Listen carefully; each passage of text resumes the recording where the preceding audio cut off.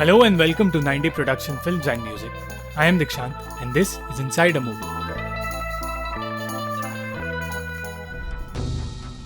इस वीडियो में हम बात करेंगे 2006 की German film the lives of others के बारे में, जिस फिल्म ने बेस्ट फॉरेन लैंग्वेज फिल्म के लिए ऑस्कर और बाफ्टा अवार्ड जीता था। ये कहानी है वीसलर नाम के एक आदमी की जो एक स्टासी ऑफिसर है, यानी वो सीक्रेट जर्मन पुलिस एजेंसी के लिए काम करता है। स्टासी वो एजेंसी थी जिसके ऑफिसर स्टेट सिक्योरिटी का काम करते थे और उनका काम था देश के लोगों की जासूसी करना, और यही वीसलर का भी काम था। पर जिस आदमी पर वो नजर रखता है उसके जिंदगी का हिस्सा बनने पर वीसलर पूरी तरह बदल जाता है। फिल्म की शुरुआत होती है 1984 में, जहां हम एक डिटेंशन सेंटर देखते हैं। उस सेंटर का कैप्टन है वीसलर, जो स्टासी कॉलेज में भी पढ़ाता है और अपने इस केस के बारे में स्टूडेंट्स को बता रहा है। एक स्टूडेंट का मानना है कि कैदियों को कई दिनों तक जगा कर रखने का तरीका सही नहीं है और उन्हें इंसानियत दिखानी चाहिए, जिसके जवाब में वीसलर कहता है कि एक बेगुनाह कैदी जगाए रखने पर उन पर गुस्सा करेगा क्योंकि उसके साथ गलत हो रहा है, पर अगर वो गुनहगार है तो उसके साथ ऐसा करने पर भी वो या तो चुप हो जाएगा या रोने लगेगा और उसकी असलियत बाहर आ जाएगी। इसीलिए बिना रुके पूछताछ करनी जरूरी है। अपने लेक्चर के बाद वीसलर से मिलने उसका दोस्त और कल्चर डिपार्टमेंट का हेड एंटन आता है और उसे अपने साथ शाम को थिएटर ले जाने की बात करता है, जहां उनका मिनिस्टर ब्रूनो हेम्फ आने वाला है। शाम को वहां जाने पर उन्हें जॉर्ग द्रेमन दिखता है, जो एक मशहूर राइटर है और अपने कम्युनिस्ट आइडियाज के लिए जाना जाता है और जो वीसलर को बिल्कुल पसंद नहीं। वीसलर का मानना है कि जॉर्ग दुश्मनों से मिला हुआ है, पर क्योंकि वो अपने आप को एक देशभक्त बताता है, जर्मनी में और दूसरे देशों में उसे बहुत पसंद किया जाता है। एंटन जब मिनिस्टर हेम्प से मिलता है तो उसे बताया जाता है कि उन्हें भी जॉर्ग पर शक है और इसीलिए एंटन को जॉर्ग पर और उसकी एक्ट्रेस गर्लफ्रेंड क्रिस्टा मारिया पर नजर रखने के लिए कहा जाता है। जॉर्ग के दोस्त और थिएटर डायरेक्टर एल्बर्ट को ब्लैकलिस्ट कर दिया गया था और उसे काम मिलने से रोका जा रहा था। जॉर्ग चाहता था कि उसे आजाद कर दिया जाए, पर हेम्प ऐसा नहीं करता। अगले दिन मौका मिलते ही जॉर्ग के पूरे घर में माइक्स लगा दिए जाते हैं और जिस पड़ोसी ने उन्हें ऐसा करते हुए देख लिया था उसे वीसलर धमकाकर चुप करा देता है। जॉर्ग एल्बर्ट से मिलने जाता है, जो बिना काम के परेशान हो चुका है, और उसे बेहतर महसूस कराने के लिए वो कहता है मिनिस्टर हेम्फ ने उसे ब्लैकलिस्ट से हटाने का वादा किया है। उस वक्त जर्मनी दो हिस्सों में बटी थी, ईस्ट जर्मनी और वेस्ट जर्मनी, और ईस्ट जर्मनी में सोवियत का राज चल रहा था और इसीलिए जॉर्ग जैसे आजाद सोच वाले लोग वहाँ रहना पसंद नहीं करते थे। अपने बर्थडे पार्टी के लिए तैयार होने से पहले क्रिस्टा जॉर्ग को एक टाई गिफ्ट करती है, पर उसे टाई पहनना नहीं आता, तो अपनी मदद के लिए वो अपने उस पड़ोसी को बुलाता है जो उस घर में आते ही घबराने लगती है, पर वो जॉर्ग को सच्चाई नहीं बताती और जल्द से जल्द वहाँ से चली जाती है। पार्टी में बहुत सारे मेहमान आते हैं, पर फिर जॉर्ग एल्बर्ट को अकेले बैठे देखता है और परेशान हो जाता है। उसके दोस्त उसे बताते हैं कि एल्बर्ट अकेले रहना चाहता था और फिर जॉर्ग उसके पास जाता है। तभी वहां उसके दूसरे दोस्त पॉल के किसी से लड़ाई होती है, जिसका मानना है कि स्टासी इन्फॉर्मर्स उस पार्टी में घूम रहे हैं और उन्होंने ही एल्बर्ट की जिंदगी बर्बाद की है। वो वहां से निकलता है और जॉर्ग से कहता है कि उसे तभी कॉल करे जब वो उन लोगों के खिलाफ खड़े रहने की हिम्मत रख पाए। ये सब कुछ वीसलर सुन रहा होता है। पार्टी के बाद सारे गिफ्ट्स देखते हुए जॉर्ग को एल्बर्ट का दिया गिफ्ट मिलता है, जो एक म्यूजिक शीट है। ये सारी बातें और जॉर्ग और क्रिस्टा के बीच की निजी बातें वीसलर अपनी रिपोर्ट में लिखता है और अपनी शिफ्ट खत्म होने पर वो घर चला जाता है। वीसलर जानता था कि क्रिस्टा के साथ हेम्प जबरदस्ती करता है और क्रिस्टा ऐसा होने से रोक नहीं पा रही, क्योंकि उसे रोकने से उसका करियर बर्बाद हो सकता है। पर वीसलर को अपने रिपोर्ट से इस बात को मिटाने के लिए कहा जाता है, क्योंकि उनका काम है जॉर्ग को हेम्प के रास्ते से हटाना। उस रात जब हेम्प फिर से क्रिस्टा को जबरदस्ती अपनी गाड़ी में बैठने के लिए कहता है और उसे घर तक लेकर आता है, तो रिपोर्ट लिखने की जगह वीसलर कुछ ऐसा करता है जिससे जॉर्ग को इस सच्चाई के बारे में पता चले, और जॉर्ग क्रिस्टा को हेम्प की गाड़ी से निकलते हुए देख लेता है और उसे ये भी पता चल जाता है कि हर हफ्ते क्रिस्टा उससे मिलने जाती है। धीरे धीरे वीसलर जॉर्ग की जगह अपने आप को रखकर चीजें महसूस करने लगता है और जॉर्ग की सोच को बेहतर तरीके से समझने लगता है। वो जॉर्ग के घर तब जाता है जब वहाँ कोई नहीं होता और जॉर्ग के घर रखी किताब ले आता है और उसे पढ़ने लगता है।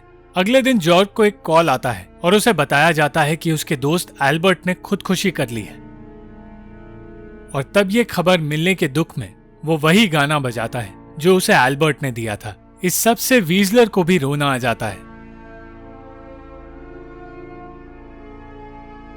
कुछ वक्त बाद वीजलर को एक बच्चा मिलता है जो उससे पूछता है कि वो स्टासी के साथ काम क्यों करता है। जब वो उस बच्चे से पूछता है कि उसे स्टासी के बारे में क्या पता है, तो वो कहता है कि उसके पिता कहते हैं स्टासी में काम कर रहे लोग बुरे होते हैं और वो लोगों को जबरदस्ती जेल में बंद करते हैं। ये सुनकर वीजलर उसके पिता का नाम पूछने की सोचता है, पर फिर अपने आप को रोक लेता है क्योंकि वो अब धीरे धीरे समझने लगा है क्यों ईस्ट जर्मनी के लोग स्टासी ऑफिसर से नफरत करते हैं।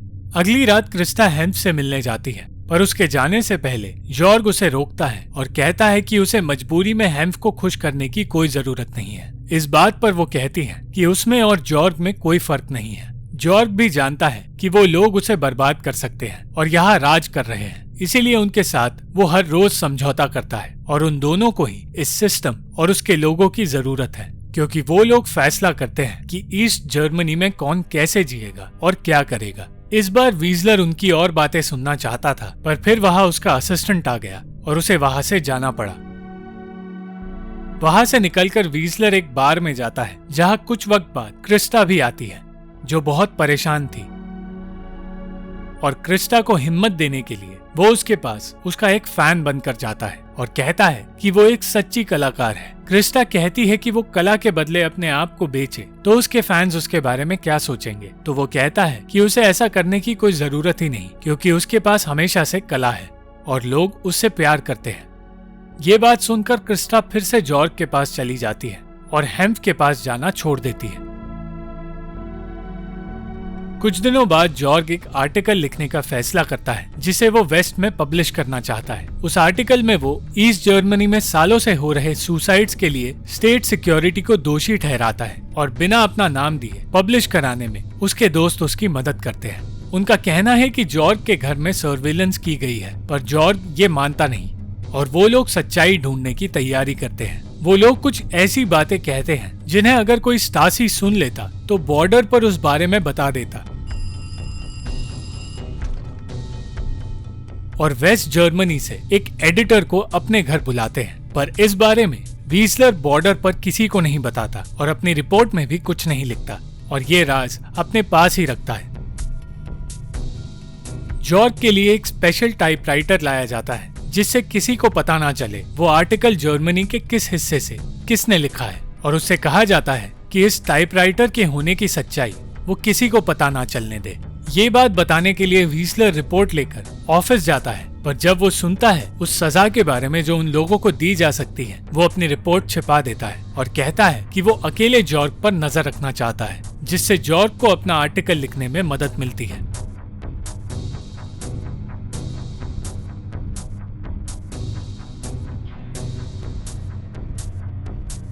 और कुछ वक्त बाद उसका आर्टिकल वेस्ट जर्मनी में पब्लिश होता है और वेस्ट जर्मनी के साथ साथ ईस्ट जर्मनी में भी इस आर्टिकल के बारे में सबको पता चल जाता है और उस आदमी की खोज शुरू हो जाती है जिसने वो आर्टिकल लिखा है। इस सब के बीच एंटन को वीजलर पर शक होने लगता है और हेम्फ एंटन से मिलकर उससे कहता है कि क्रिस्टा एक गद्दार है और उसे सजा देनी होगी। क्रिस्टा को एक इल्लीगल दवा लेने की आदत है जिसके बारे में हेम्फ जानता है और इसके लिए उसे गिरफ्तार किया जाता है।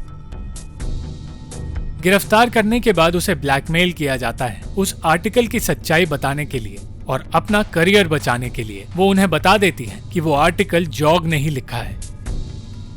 पर जब जॉर्ग के घर की छानबीन की जाती है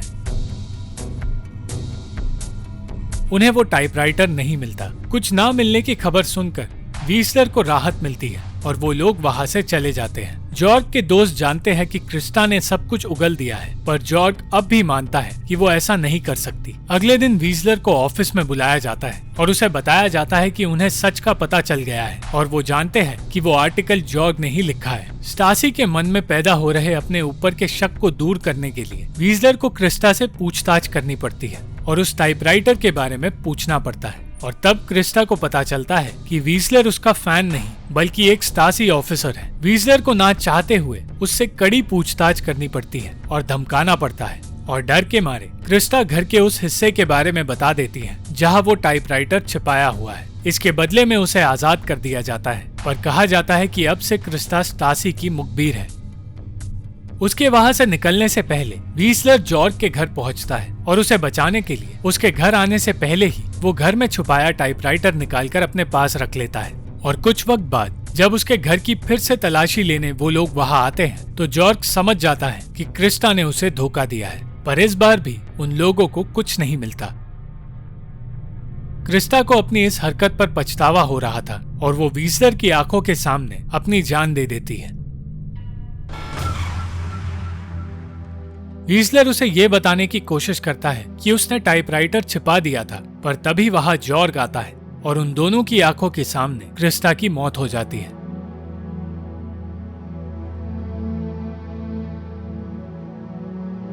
ये सोचकर कि उन्हें गलत टिप मिली है, एंटन जॉर्ग से माफी मांगता है और वो केस बंद कर देता है, पर वो ये जानता है कि इस सब के पीछे वीसलर का हाथ है और उससे कहता है कि अब उसका करियर खत्म हो चुका है और अपने रिटायरमेंट तक अगले 20 सालों के लिए उसे बहुत नीचे की पोजीशन में काम करना पड़ेगा, जहां वो सिर्फ चिट्ठियां खोलने का काम करेगा। 4 साल बाद हम वीसलर को वही काम करते हुए देखते हैं और 9 नवंबर 1989 को उसे खबर मिलती है कि बर्लिन वॉल गिर चुकी है, यानी कि वो ईस्ट जर्मनी जो सोवियत के राज में था और वेस्ट जर्मनी, ये दोनों ही अब एक हो गए हैं और अब ईस्ट जर्मनी के लोग आजाद है। इसका मतलब समझते ही वीसलर अपने ऑफिस से बाहर निकलता है और उसे देख दूसरे भी अपनी आजादी की ओर बढ़ते हैं। 2 साल बाद अपने लिखे एक प्ले को देखते हुए जॉर्ग को पुरानी बातें याद आने लगती है और वो थिएटर से बाहर चला जाता है और तब उसे मिनिस्टर हेम्फ मिलता है। हेम्फ से जॉर्ग पूछता है कि जब हर किसी के ऊपर नजर रखी जा रही थी और हर कोई सर्वेलेंस में था तो उसे क्यों आजाद छोड़ा गया। तब हेम्फ कहता है कि जॉर्ग भी 1984 में पूरी तरह सर्वेलेंस में ही था और उसके बारे में वो लोग हर बात जानते थे।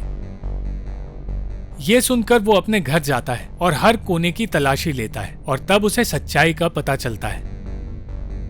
स्टासी रिकॉर्ड्स देखने वो एजेंसी में जाता है जहां वो अपने बारे में बनाई गई हर रिपोर्ट देखता है।